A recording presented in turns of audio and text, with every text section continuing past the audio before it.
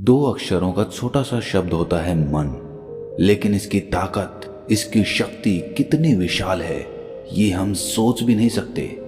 क्योंकि जो हम सोचेंगे वो बुद्धि से सोचेंगे, दिमाग से सोचेंगे, और दिमाग एक दायरे में ही सोच सकता है, उस दायरे से बाहर नहीं सोच सकता। लेकिन जो मन होता है उसका कोई दायरा नहीं होता, उसकी कोई सीमा नहीं होती।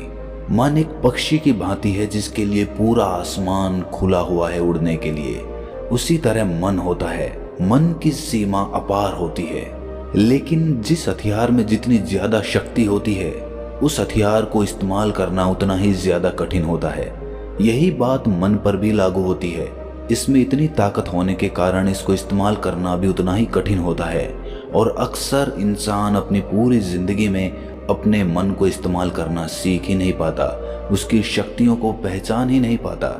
अगर आप पूरे एकाग्र भाव से अपने मन में एक विचार और भाव पैदा करते हैं कि मुझे दुनिया के फलां देश की फलां लाइब्रेरी में रखी हुई फलां किताब पढ़नी है, तो ये पूरा ब्रह्मांड उस किताब को हमारे लिए उपलब्ध कराने में लग जाएगा। जी हाँ, सुनने में ये बात असंभव लगती है, लेकिन अगर हम पूरे एकाग्र भाव से विचार करते हैं और पूरा सच्चा भाव करते हैं उस चीज को पाने का, उस वस्तु को पाने का, तो पूरा ब्रह्मांड उसे हमारे लिए उपलब्ध कराने में लग जाता है। आज की जो मैं कहानी आपको सुनाने वाला हूँ, उसके बाद आप अपनी मन की शक्तियों को इस्तेमाल करना सीख जाओगे। उसके बाद आप जो भी पाना चाहते हो, जो भी जीवन में करना चाहते हो, उसको अपने मन की शक्तियों से संभव कर पाओगे। तो इससे पहले कि आप इस कहानी में खो जाएं, इस चैनल को सब्सक्राइब जरूर कर लें। तो चलिए कहानी शुरू करते हैं। एक बार की बात है, एक गुरु एक आश्रम में अपने शिष्यों को ध्यान प्रक्रियाओं की शिक्षा देते थे। तरह तरह के ध्यान लगाने के रास्ते वो उन्हें बताते रहते। वो गुरु बहुत ही प्रतिभाशाली थे। उनके चेहरे से उनकी शांत और सौम्य मुद्रा सभी बच्चों को आकर्षित करती थी। उनका चेहरा हमेशा सकारात्मक ऊर्जा से भरा होता था, और जो भी उनसे मिलता था या उनके चेहरे को देखता था तो उसके हृदय में भी गुदगुदी होने लगती थी। इससे सभी बच्चे आकर्षित थे। सभी बच्चे चाहते थे कि हम अपने गुरु की भांति बन जाएं, हम गुरु की तरह ही शांत और सौम्य बन जाएं। लेकिन बहुत प्रयास करने के बाद भी बच्चे उनकी स्थिति पे नहीं पहुंच पाते थे। वो इस बात पर कभी गौर ही नहीं करते थे कि गुरु ने इस अवस्था को पाने के लिए कितनी साधना की है, कितनी उम्र बिताई है, कितना संयम रखा है। उनका एक शिष्य था, वो भी उनसे बहुत ज्यादा आकर्षित था, और वो चाहता था कि मैं जल्द से जल्द अपने गुरु की तरह बन जाऊं। इसीलिए बहुत सारी ध्यान प्रक्रियाएं करने के बाद भी जब वो उस अवस्था को हासिल नहीं कर पाया, तो उसने सोचा कि गुरु हमसे पूरा ज्ञान नहीं दे रहे हैं, गुरु हमसे कुछ ना कुछ छिपा रहे हैं। इसी संदेह ने उसके मन को घेर लिया। उसका मन पूरा संदेह से भर गया, और इस संदेह का निवारण करने के लिए उसने सोचा कि मैं पूरी तरह से गुरु की नकल करने लग जाता हूँ। जिस तरह पूरे दिन में गुरु आचरण करते हैं उसी तरह से मैं भी करूँगा, तो मैं भी इस अवस्था को प्राप्त कर लूँगा। इसीलिए उसने सुबह शाम दिन रात गुरु का अनुसरण करना शुरू कर दिया। वो छुप छुप कर अपने गुरु को देखा करता था कि गुरु किस तरह बैठते हैं, किस तरह उठते हैं, किस तरह ध्यान लगाते हैं, किस तरह किसी से बातचीत करते हैं, किस तरह गुरु चलते हैं। उसने हर छोटे से छोटा गुरु का व्यवहार नकल करना शुरू कर दिया। ओह माय गॉड, पता है मुझे किस कंपनी से इंटरव्यू कॉल आया है? पता है मुझे किस कंपनी से ऑफर लेटर आया है? पता है कौन सी कंपनीज मेरे लिए काम करती है?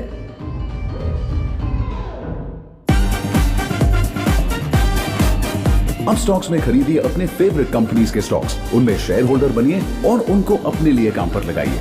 Investment in the securities market are subject to market risk. Read all the related documents carefully before investing. चलते हैं, उसने हर छोटे से छोटा गुरु का व्यवहार नकल करना शुरू कर दिया। जिस तरह गुरु आचरण करते थे उसी तरह उस शिष्य ने करना आरंभ कर दिया। पहले उसने देखा कि गुरु किस तरह बात करते हैं, तो उसने भी उसी तरह बात करनी शुरू कर दी। फिर उसने देखा कि गुरु किस तरह चलते हैं, तो उसने भी उसी तरह चलना शुरू कर दिया। लेकिन ये सब नकल वो गुरु से छुप छुप कर करता था, उनके सामने कभी नहीं करता था। लेकिन कुछ दिन बीत जाने के बाद वो हिम्मत करके एक दिन गुरु के साथ चल पड़ा। उस समय गुरु एक नदी पर स्नान करने के लिए जा रहे थे। वो गुरु के साथ साथ चल रहा था और नदी पर पहुंचकर गुरु की तरह ही नदी में उतरकर उसने स्नान किया और उसके बाद जिस चट्टान पर गुरु बैठकर ध्यान करते थे उसी चट्टान पर वो गुरु से पहले जाकर बैठ गया और वहीं पर ध्यान करने लग गया। गुरु ने सब भांप लिया और उन्हें समझते देर नहीं लगी कि ये शिष्य मेरी नकल कर रहा है, इसीलिए वो पास की ही चट्टान पर जाकर ध्यान करने लग गए। उस शिष्य ने सोचा था कि गुरु मुझसे कुछ ना कुछ कहेंगे और वो ध्यान करते वक्त यही सोच रहा था कि किसी के बोलने की आवाज आती है कि नहीं आती। लेकिन थोड़ी देर बाद भी जब गुरु कुछ नहीं बोले तो उसने आंखें खोलकर गुरु की तरफ देखा। गुरु उसकी तरफ देखकर मुस्कुरा रहे थे। इस पर शिष्य ने पूछा कि गुरुवर, आप मुस्कुरा क्यों रहे हैं? इस पर गुरुजी ने कहा कि बेटे, तुम मेरी नकल क्यों कर रहे हो? शिष्य ने कहा कि गुरुजी, मैं आपकी तरह बनना चाहता हूँ। मैं चाहता हूँ कि मैं भी आपकी तरह शांत और सौम्य बन जाऊं, आप ही की तरह बात कर सकूं, आप ही की तरह चल फिर सकूं। ये सुनकर गुरु ने कहा कि बेटे, नकल करना बंदरों का काम होता है। बंदर दूसरों की नकल करते हैं और वैसा ही व्यवहार करते हैं, लेकिन हम बंदर की योनि से ऊपर उठकर इंसान की योनि में आए हैं। हमने इंसान के रूप में जन्म लिया है और तुम दोबारा से बंदर बन जाना चाहते हो? ये कहाँ की समझदारी है?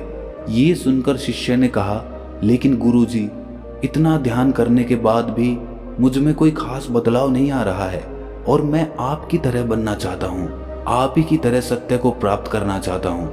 वो मुझे कैसे हासिल होगा? ये सुनकर गुरु कहते हैं कि पहले तो तुम मेरी नकल करना बंद करो और इसके लिए मैं तुम्हें एक छोटी सी विधि बताता हूँ। क्या तुम कर पाओगे? शिष्य ने कहा, जी गुरुदेव, मैं बिल्कुल करूँगा, आप बताएं तो सही। इस पर गुरुजी ने कहा कि तुम 1 महीने तक अपने विचारों को देखना शुरू करो और जो भी विचार आता है उन विचारों की संख्या के रूप में तुम लकड़ियां इकट्ठी करने लगो। ध्यान रहे, एक विचार के बदले 1 लकड़ी, और 1 महीने में ये सारी लकड़ियां इकट्ठी करके जो सामने झोपड़ी है उसमें रखते जाओ। ध्यान रहे, हर एक विचार के लिए 1 लकड़ी। जब भी तुम्हें कोई विचार आए तो उसके परिणाम स्वरूप तुम 1 लकड़ी उठाकर उस झोपड़ी में रख देना। ये प्रक्रिया तुम 1 महीने तक करो। शिष्य ने कहा, जी गुरुदेव, मैं ऐसा जरूर करूंगा। मैं 1 महीने तक जितने मुझे विचार आएंगे उनके परिणाम स्वरूप उतनी ही लकड़ियां इकट्ठी करके इस झोपड़ी में रखता जाऊंगा। इस पर गुरु ने कहा, इसके साथ तुम्हें एक काम और करना है। जो भी विचार ध्यान, ज्ञान और सत्य का होता है, उन विचारों की लकड़ियां इकट्ठी करके झोपड़ी से बाहर रखना। ध्यान रहे, बाकी विचारों की लकड़ियां झोपड़ी के अंदर और जो ध्यान, ज्ञान और सत्य की लकड़ियां हो वो झोपड़ी के बाहर रखनी है। और ये सब प्रक्रिया तुम्हें 1 महीने तक करनी है। इस पर शिष्य ने पूछा, लेकिन गुरुजी, इससे होगा क्या? गुरुजी ने कहा कि ये तुम्हें ये प्रक्रिया पूरी करने के बाद ही पता चलेगा। तुम बिना परिणाम की चिंता किए हुए इस प्रक्रिया को 1 महीने तक करो। उसके बाद क्या हासिल होता है वो हम बाद में चर्चा करेंगे। उस शिष्य ने ऐसा ही किया। 1 महीने तक जो भी विचार आता रहा उसने उसके परिणाम स्वरूप उतनी ही लकड़ियां इकट्ठी करके झोपड़ी के अंदर और बाहर रखता रहा। 1 महीने का समय बीतने के बाद वो गुरुजी के पास गया और गुरुजी को कहा कि गुरुवर, मैंने वो प्रक्रिया पूरी कर ली है। ये सुनकर गुरुजी उसके साथ आए और उस झोपड़ी के अंदर गए जहां पर उसने वो लकड़ियां इकट्ठी कर रखी थी। गुरुजी ने देखा कि वहां पर बहुत सारी लकड़ियां इकट्ठी हो रखी हैं। इसके बाद गुरुजी बाहर आए तो बाहर उन्होंने देखा कि बहुत थोड़ी सी लकड़ियां इकट्ठी हो रखी है। इसका मतलब ये था कि ध्यान, ज्ञान और सत्य के विचार कम थे और बाकी के दूसरे विचार उससे कई गुना ज्यादा थे। ये देखने के बाद गुरुजी ने उस शिष्य से कहा कि बेटे, तुम अब एक काम करो, झोपड़ी के अंदर जितनी भी लकड़ियां हैं उन्हें उठाकर नदी में बहा दो। ये सुनकर शिष्य आश्चर्यचकित होकर बोला कि गुरुजी, ये तो बहुत सारी लकड़ियां हैं, इतनी लकड़ियों का बोझ तो मैं उठा भी नहीं पाऊंगा। ये सुनकर गुरुजी मुस्कुराए और बोले कि जब तुम इतनी लकड़ियों का बोझ नहीं उठा सकते तो इतने विचारों का बोझ कैसे उठा लेते हो? शिष्य ने कहा कि गुरुजी, विचारों में तो कोई वजन ही नहीं होता है। इस पर गुरुजी ने कहा यही तो तुम्हारी गलतफहमी है। विचारों में इन लकड़ियों से भी ज्यादा वजन होता है, लेकिन वो हमें महसूस नहीं होता, क्योंकि वो वजन हमारे शरीर पे ना होकर हमारे मन पे होता है, हमारे मस्तिष्क पे होता है। तुम खुद देखो, सत्य, ज्ञान और ध्यान के विचार कितने थोड़े से हैं और बाकी के फालतू विचार कितने ज्यादा हैं। और तुम इतने थोड़े से सत्य के विचारों को लेकर परमात्मा को प्राप्त करना चाहते हो। तुमने परमात्मा का इतना थोड़ा मूल्य लगाया है।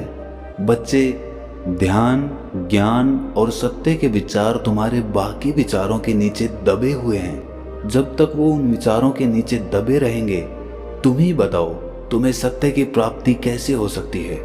अगर तुम्हें किसी भी लक्ष्य को प्राप्त करना है तो तुम्हारे मन में उसी लक्ष्य के विचार उठने चाहिए, उसी लक्ष्य पर तुम्हारे विचार केंद्रित होने चाहिए, तभी तुम उस लक्ष्य को हासिल कर सकते हो।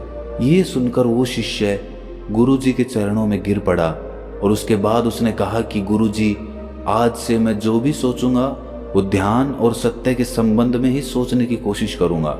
इसी तरह से हम सब अपना लक्ष्य तो निर्धारित कर लेते हैं कि हमें सरकारी नौकरी करनी है, हमें बिजनेस करना है, हमें कामयाब होना है, ये तो हम निर्धारित कर लेते हैं।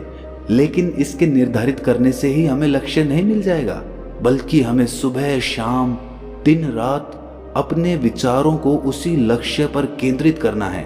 बाकी सब फालतू की चीजों से अपने विचार हटा दो और अपने लक्ष्य पर अपने विचार केंद्रित करो। एक बार अगर तुमने लक्ष्य पर अपने विचार केंद्रित कर दिए, अगर तुमने सच्चा भाव बना लिया अपने लक्ष्य के प्रति, तो दुनिया की कोई ताकत नहीं है जो तुम्हें अपना लक्ष्य पाने से रोक सके। तुम्हें किसी की मोटिवेशन की जरूरत नहीं है, खुद की मोटिवेशन खुद बनो। और उसके लिए जो ताकत चाहिए, जो पावर चाहिए, वो तुम्हारा मन, तुम्हारा मस्तिष्क तुम्हें प्रदान करेगा। लेकिन इसके लिए तुम्हें अपने लक्ष्य के प्रति सच्चा होना पड़ेगा। अगर अपने लक्ष्य से ही धोखा करोगे तो समझ लेना तुम खुद के साथ धोखा कर रहे हो। इसीलिए खुद को धोखा मत दो, क्योंकि आज नहीं तो कल तुम्हें एहसास हो जाएगा कि तुम किसी और को धोखा नहीं दे रहे थे, तुम खुद को ही धोखा दे रहे थे। खुद को ही तुम झूठ में रखे हुए थे, खुद के मन को ही तुम पागल बना रहे थे। क्योंकि आखिरकार तुम जो भी करोगे वो खुद के लिए करोगे। अगर कल को तुम अपना लक्ष्य प्राप्त करोगे तो सबसे ज्यादा खुशी किसे होगी? सिर्फ तुम्हें होगी, और तुम्हारे बाद तुम्हारे घर वालों को होगी। इसीलिए अपनी खुशी के लिए, अपने घर वालों की खुशी के लिए अपने लक्ष्य के प्रति सच्चे रहो, ईमानदार रहो और अपने विचारों को, अपने मन को अपने लक्ष्य की तरफ केंद्रित कर दो और पूरी ताकत झोंक दो। फिर देखना कि जिस लक्ष्य पे तुम 5 साल में पहुंचने वाले थे, वो लक्ष्य तुम 1 साल में हासिल कर लोगे। तो दोस्तों, कैसी लगी आपको ये कहानी? कमेंट सेक्शन में जरूर बताना। अगर अच्छी लगी तो चैनल को सब्सक्राइब